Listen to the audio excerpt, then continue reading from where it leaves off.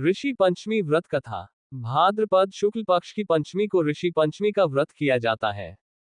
यह व्रत ज्ञात अज्ञात पापों के शमन के लिए किया जाता है। इस व्रत में 7 ऋषियों के सहित देवी अरुंधति का पूजन होता है, इसीलिए इसे ऋषि पंचमी के नाम से जाना जाता है। व्रत विधि। इस दिन व्रत करने वाले को चाहिए कि वह प्रातः काल से मध्याह्न के समय किसी नदी या तालाब पर जाए, वहां अपमार्गा चिड़चिड़ा के दातून करे, मिट्टी लगाकर स्नान करे। इसके बाद पंचगव्य दूध, दही, घी, गोबर, गोमूत्र ले। तत्पश्चात घर आकर शास्त्र और विधान से किसी ब्राह्मण से पूजन आदि कराकर कथा सुने। इस व्रत में नमक खाना वर्जित है। इस दिन प्रायः लोग दही और साठी का चावल खाते हैं। खेत से जुते हुए अन्न का सेवन भी वर्जित है। दिन में एक बार ही भोजन का विधान है।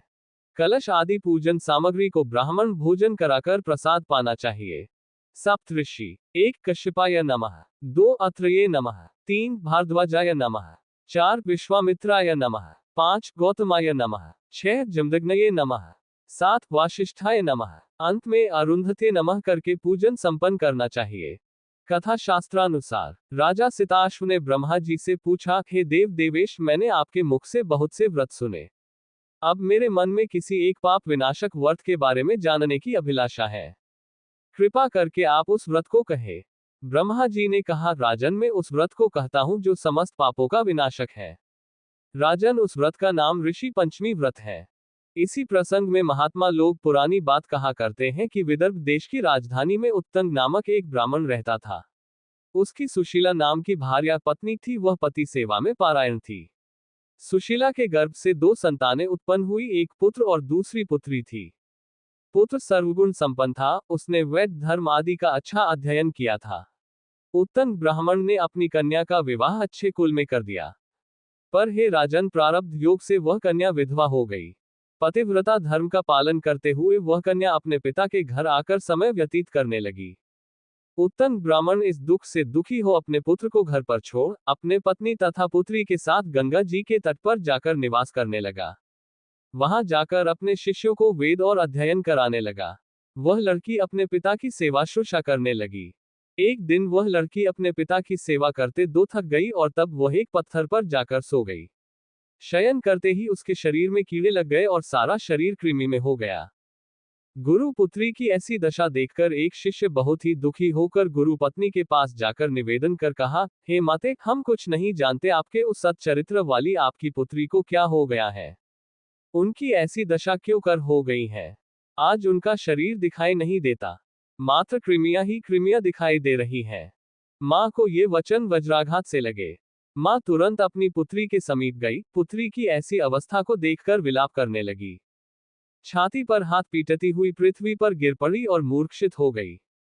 कुछ देर बाद होश आया तो अपनी पुत्री को आंचल से पोंछती हुई अपने कंधे का सहारा देती हुई उसके पिता के पास ले आई और बोली, हे स्वामी, देखिए, यह अर्धरात्रि का समय है और यह सो रही थी। सोते समय इसके शरीर में कीड़े पड़ गए। ब्राह्मण समाधिस्थ हो उस लड़की के पूर्व जन्म के पापों को देखकर बोले, हे प्रिय, यह पूर्व जन्म में ब्राह्मणी थी। उस जन्म में रजस्वला होकर भोजन आदि के पात्रों को स्पर्श आदि का विचार नहीं किया, सभी को हाथ लगा दिया। उसी पाप कर्मन के कारण इसका शरीर कीड़ों से ढक गया है।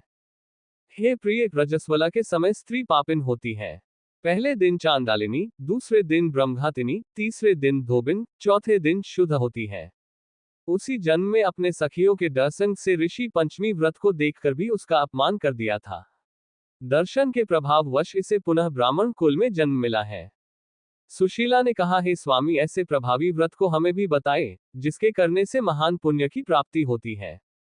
ऋषि ब्राह्मण ने कहा, देवी, ध्यान लगाकर सुने, यह व्रत 3 प्रकार के पापों का नाश करने वाला है, स्त्रियों को सौभाग्य प्रदान करने वाला है और धन संपत्ति प्रदान करने वाला है। इस व्रत में संदेह नहीं करना चाहिए।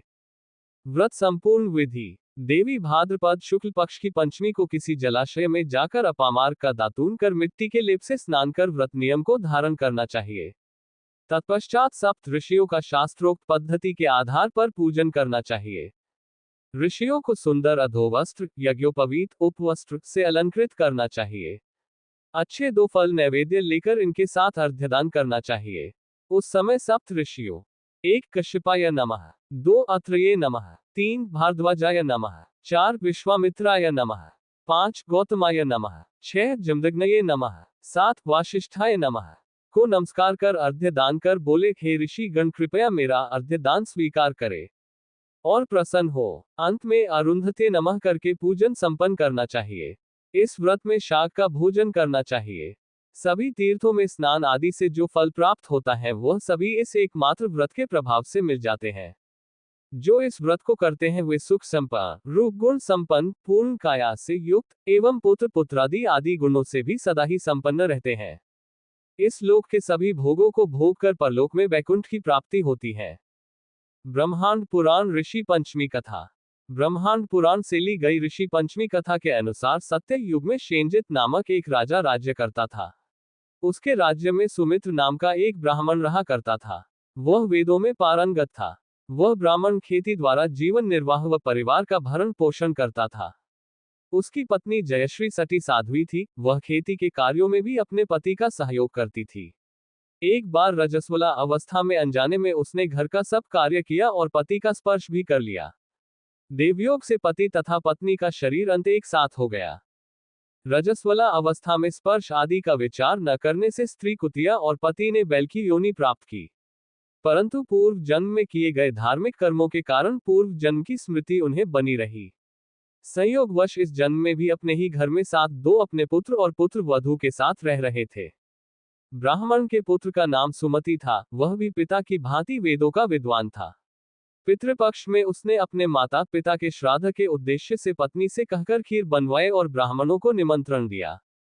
उधर एक सर्प ने आकर उस खीर को विषाक्त कर दिया। कुतिया बनी ब्राह्मणी सब देख रही थी। उसने सोचा यदि इस खीर को ब्राह्मण खाएंगे तो मर जाएंगे और सुमति को पाप लगेगा। ऐसा विचार कर सुमति की पत्नी बहुत क्रोधित हुई और चूल्हे से जलती हुई लकड़ी निकालकर उसकी पिटाई कर दी। उस दिन उसने कुतिया को भोजन भी नहीं दिया। रात्रि में कुतिया ने बैल से सारी घटना बताई। बैल ने कहा, आज तो मुझे भी कुछ खाने को नहीं दिया, जबकि सारे दिन मुझसे खेतों पर काम लिया। सुमति हम दोनों के ही उद्देश्य से श्राद्ध कर रहा है और हमें ही भूखों मार रहा है। इस तरह से हम लोगों के भूखे रह जाने से तो इनका श्राद्ध करना व्यर्थ हो जाएगा। सुमति द्वार पर बैठा इन दोनों की वार्तालाप सुन रहा था। उसे पशुओं की बोली भली भांति आती थी। उसने जब ये बातें सुनी तो उसे बहुत दुख हुआ कि मेरे माता पिता इस निष्कृष्ट योनि में जन्मे हैं। वह दौड़ता हुआ एक ऋषि के पास पहुंचा और सारा वृतांत सुनाकर अपने मत पिता के इस योनि में पड़ने का कारण और मुक्ति का उपाय पूछा। ऋषि ने ध्यान और योगबल से सारा वृतांत जान लिया। ऋषि ने सुमति से कहा, तुम भाद्र शुक्ल पंचमी का व्रत करो। उस व्रत के प्रभाव से तुम्हारे माता पिता को अवश्य मुक्ति मिल जाएगी।